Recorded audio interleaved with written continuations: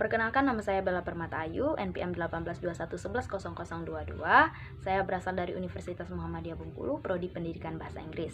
Pada kesempatan kali ini saya akan menjelaskan tentang sejarah pers. Sebelumnya mungkin ada yang belum tahu bahwa setiap tanggal 9 Februari Indonesia merayakan Hari Pers Nasional. Ini juga bertepatan dengan hari ulang tahun Persatuan Wartawan Indonesia itu sendiri. Nah, penetapan Hari Pers Nasional yang jatuh pada tanggal 9 Februari ini didasari oleh keputusan Presiden nomor 5 tahun 1985. Pers itu sendiri adalah badan yang membuat penerbitan media massa secara berkala. Pers adalah lembaga sosial dan wahana komunikasi di mana massa yang melaksanakan kegiatan media komunikasi massa yang melaksanakan kegiatan jurnalistik seperti mencari, memperoleh, memiliki, menyimpan, juga mengolah dan menyampaikan informasi baik dalam bentuk lisan, tulisan, suara, tulisan ataupun suara, serta data dan grafik maupun dalam bentuk lainnya. Media yang digunakan oleh pers juga dapat berupa media cetak, elektronik, atau segala jenis saluran yang tersedia. Dan juga pers di Indonesia ini dimulai sejak dibentuknya Kantor Berita Antara, yaitu didirikan tanggal 13 Desember 1937. Ya, pers memang telah berkembang jauh sebelum negara Indonesia diproklamasikan kemerdekaannya. Pers bahkan digunakan oleh para pendiri bangsa kita sebagai alat perjuangan untuk memperoleh kemerdekaan itu sendiri. Pada dasarnya, sejarah pers di Indonesia terbagi dalam dua babak, yaitu babak pertama yang berlangsung pada tahun 1745 sampai 1854 dan babak kedua itu berlangsung pada tahun 1854 hingga kebangkitan nasional yaitu tahun 1908. Babak pertama dimulai saat Indonesia masih dalam keadaan terjajah oleh kolonialisme Belanda itu sendiri. Pada masa itu, surat kabar masih mutlak dikuasai oleh orang-orang Eropa dan hanya tersedia dalam bahasa Belanda. Kontennya pun hanya seputar kehidupan orang-orang Eropa dan tidak berkaitan dengan kehidupan masyarakat Indonesia itu sendiri. Kabarnya, koran pertama di Indonesia bernama Batavia's Novels yang terbit pada bulan Oktober 1744. Perlu diingat ya. Dan juga sementara itu pada babak keduanya mulai bermunculan surat-surat dalam bahasa Jawa dan Melayu. Pada mulanya surat kabar dengan bahasa pra-Indonesia ini masih dipimpin oleh orang-orang dari peranakan Eropa. Namun menjelang kebangkitan nasional itu sendiri, para pekerja pers terutama para redakturnya mulai banyak berasal dari peranakan Tionghoa dan Indonesia juga, yaitu pribumi ya. Koran mingguan Medan Prijaji yang didirikan oleh R.M. Tirto Ardisurjo dan Raden Djokomono pada tahun 1907. Kemudian yang mewakili sejarah pers nasional, penerbitan koran inilah yang pertama kali menggunakan modal nasional dan dipimpin oleh orang Indonesia itu sendiri.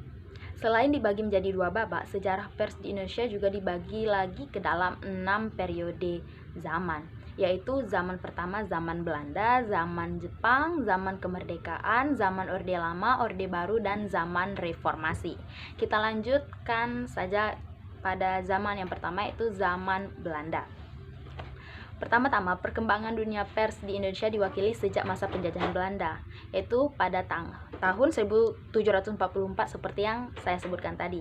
Percobaan pertama untuk menerbitkan media massa diawali dengan terbitnya surat kabar pada masa pemerintahan Gubernur Jenderal Van Imhoff dengan nama Batavia's Novels.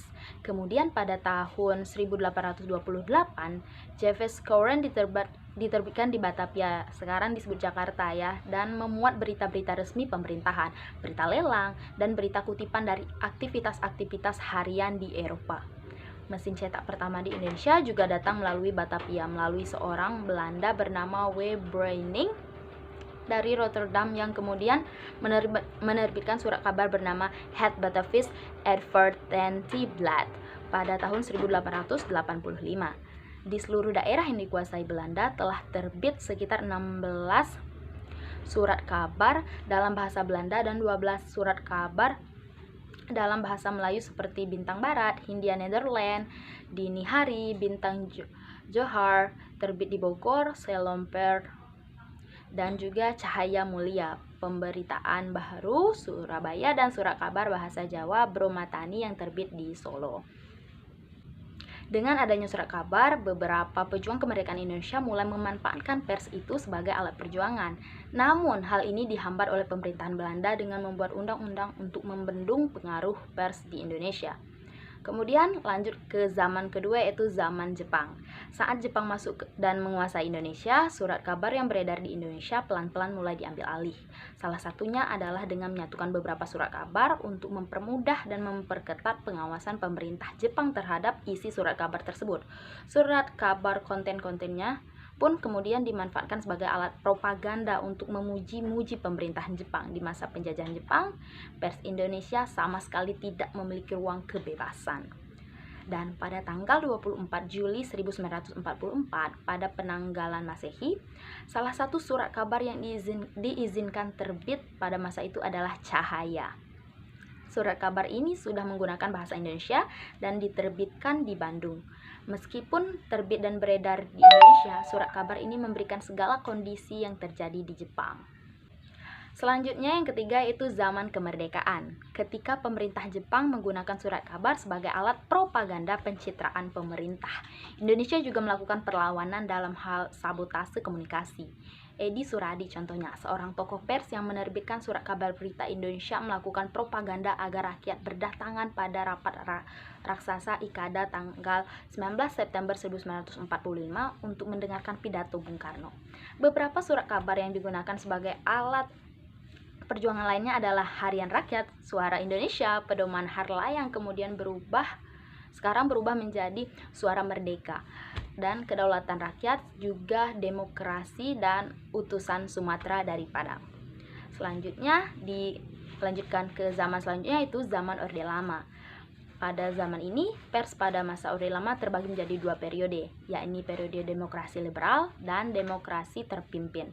Pers pada masa demokrasi liberal merupakan suatu masa di mana pers itu mengalami kebebasan yang begitu besar, sehingga setiap orang memiliki modal dan memiliki sebuah surat kabar sehingga bebas untuk mengeluarkan pendapatnya tanpa harus terlebih dahulu meminta izin. Pers pada masa ini umumnya mewakili aliran-aliran politik yang banyak bertentangan, bahkan disalahgunakan untuk menyebar fitnah, mencaci maki, menjatuhkan martabat seseorang ataupun keluarga. Kemudian Presiden Soekarno mengeluarkan Dekret Presiden pada tahun 1959 yang membuat Indonesia memasuki sebuah era baru, yaitu era demokrasi terpimpin. Pada era ini terdapat larangan terhadap kegiatan politik termasuk pers itu sendiri. Persyaratan untuk mendapat surat izin terbit dan surat izin cetak diperketat sehingga kemudian para buruh dan pegawai surat kabar banyak melakukan slowdown atau mogok secara halus. Selain itu, Partai Komunis Indonesia atau PKI juga cukup berpengaruh dalam pemerintahan Indonesia, sehingga berita yang diterbitkan separuhnya bersifat pro-komunis. Dilanjutkan ke Orde Baru. Pada masa Orde Baru lahirlah istilah pers Pancasila, yaitu pers Indonesia dalam arti pers yang orientasi, sikap, dan tingkah lakunya didasarkan pada nilai-nilai Pancasila dan Undang-Undang Dasar 1945.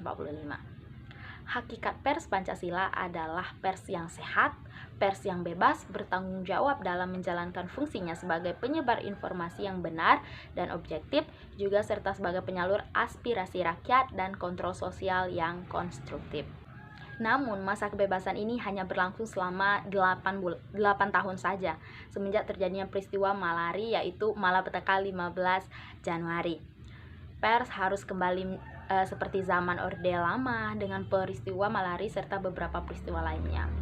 Beberapa surat kabar seperti Kompas, Harian Indonesia Raya, dan majalah Tempo dilarang terbit karena pers lagi-lagi dibayangi oleh kekuasaan pemerintah yang cenderung memborgol kebebasan pers dan membuat berita serta menghilangkan fungsi pers sebagai kontrol sosial terhadap kinerja pemerintah itu sendiri. Pasca peristiwa Malari, cenderung pers yang mewakili kepentingan penguasa pemerintah maupun negara. Zaman selanjutnya itu zaman reformasi. Setelah melewati berbagai periode zaman, reformasi merupakan masa pencerahan terhadap kebebasan pers itu sendiri setelah runtuhnya rezim Soeharto pada tahun 1998. Titik kebebasan pers mulai terasa lagi saat B.J. Habibie menggantikan Soeharto sebagai presiden tentunya. Banyak media massa yang muncul dan PWI bukan lagi menjadi satu-satunya organisasi profesi. Kalangan pers kembali bernapas lega tentunya karena pemerintah mengeluarkan Undang-Undang Nomor 39 Tahun 1999 tentang Hak Asasi Manusia dan Undang-Undang Nomor 40 Tahun 1999 tentang pers. Dalam undang-undang tersebut disebutkan bahwa kemerdekaan pers dijamin sebagai hak asasi warga negara, yaitu pasal 4 ayat 1, dan terhadap pers nasional tidak dikenakan penyensoran, pemberedalan, dan pelanggaran penyiaran, yaitu pada pasal 4 ayat 2. Dan hingga kini kegiatan jurnalisme diatur oleh Undang-Undang Penyiaran dan Kode Etik Jurnalistik yang dikeluarkan oleh Dewan Pers, walaupun banyak kegiatan jurnalisme yang saat ini masih melanggar kode etik pers sehingga masih menimbulkan kontroversi di masyarakat. Nah, peranan pers yang begitu hebat menjadikannya sebagai salah satu komponen penting bagi pembentukan kepribadian bangsa. Untuk itu, di era bebas pers ini, ada baiknya kita sebagai bangsa Indonesia menjadi lebih cerdas dan berhati-hati memilih tayangan maupun berita yang banyak beredar demi kebaikan kita bersama. Nah, itu saja penjelasan tentang sejarah pers mulai dari masa-masa penjajahan hingga reformasi dan saat ini. Mungkin itu saja yang bisa saya sampaikan. Lebih dan kurang saya mohon maaf. Billahi taufiq wal hidayah. Wassalamualaikum warahmatullahi wabarakatuh.